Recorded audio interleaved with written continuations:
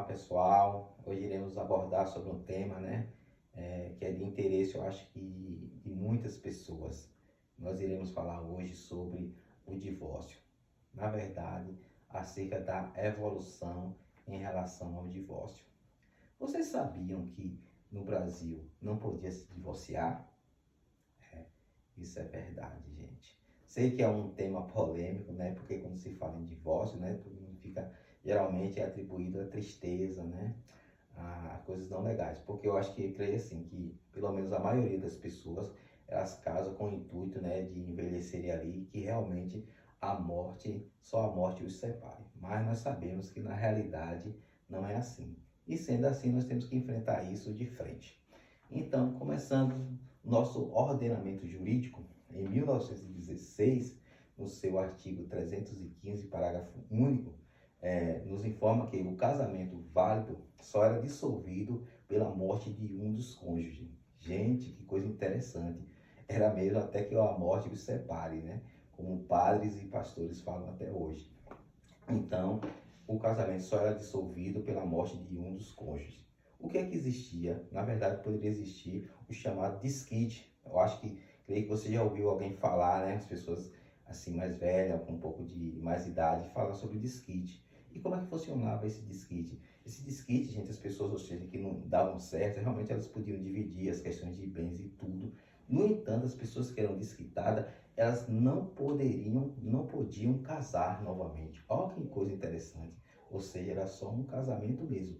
E ali, depois de desquitadas, elas não podiam casar mais. Mas, com a evolução dos tempos, com o passar dos tempos, em 1977 surgiu uma lei, a Lei do Divórcio. Essa lei 6.515 de 77. E ela trouxe algumas atribuições, umas maiores facilidades para as pessoas. Primeira facilidade é assim, que ela permite a pessoa se divorciar e casar mais uma vez, ou seja, a pessoa tem mais uma chance. Até 1977, no ordenamento jurídico, através do desquite, você não podia casar novamente. Agora, com a introdução dessa lei do divórcio, você pode se divorciar e você pode casar uma única vez. Mas tinha alguns requisitos para essa questão do divórcio. Elas podem ser assim, a questão poderia ser do divórcio direto. Como é que procederia esse divórcio direto? Você teria que estar separado de fato, provasse que de fato há mais de 5 anos você estava separado daquela pessoa. Então aí você poderia ingressar com o divórcio. Ou se não, você poderia converter, se já existisse uma ação de separação e você tivesse 3 anos. Com 3 anos, aí convertia aquela ação de separação em divórcio. Tudo bem, já houve uma melhora, A pessoa já poderia se divorciar e já poderia casar uma única vez.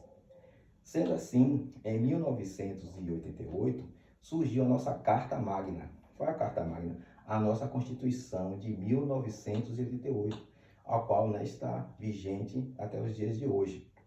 E ela trouxe mais facilidade. Qual foram essas facilidades?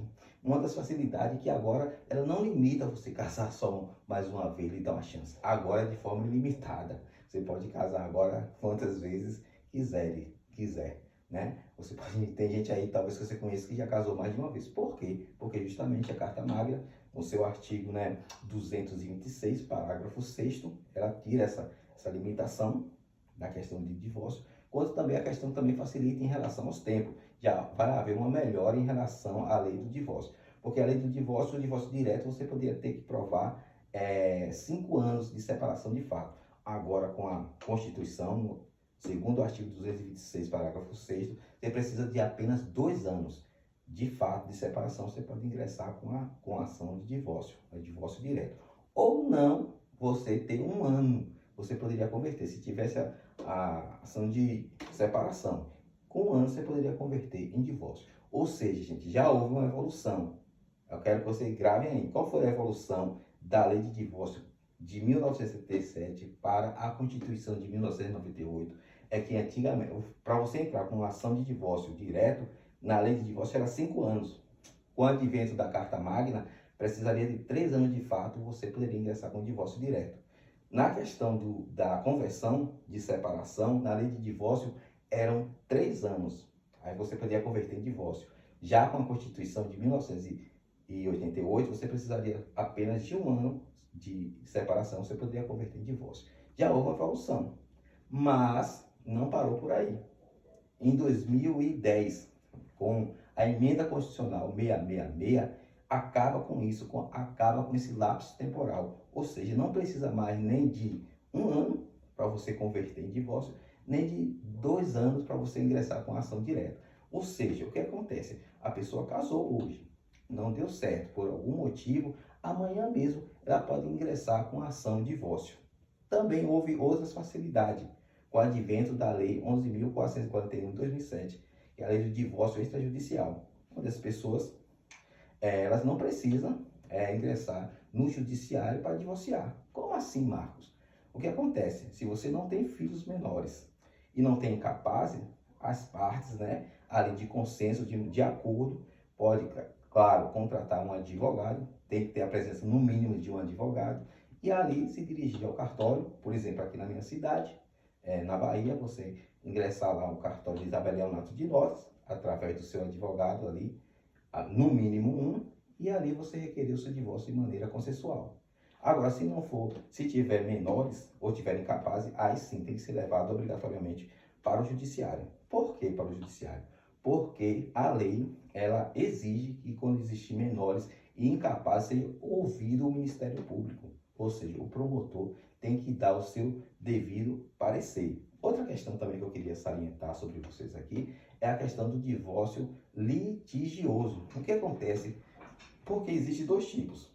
O consensual, quando as 2 partes elas estão de acordo, ou litigioso, quando uma das partes não estão. E aí falo até para alguns, que eu já vi casos, de alguns advogados, né, ingressar com litigioso e não pedir a tutela antecipada, ou outros chamam de liminar, que é requerer de imediato o divórcio, gente. O que acontece? Porque alguns juízes, hoje a maioria, o que é que está acontecendo?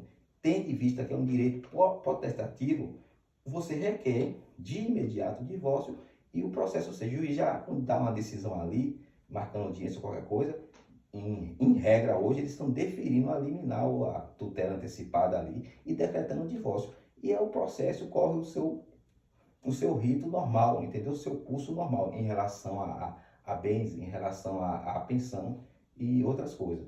Então, que fica aí esse, né, esclarecimento para todos vocês.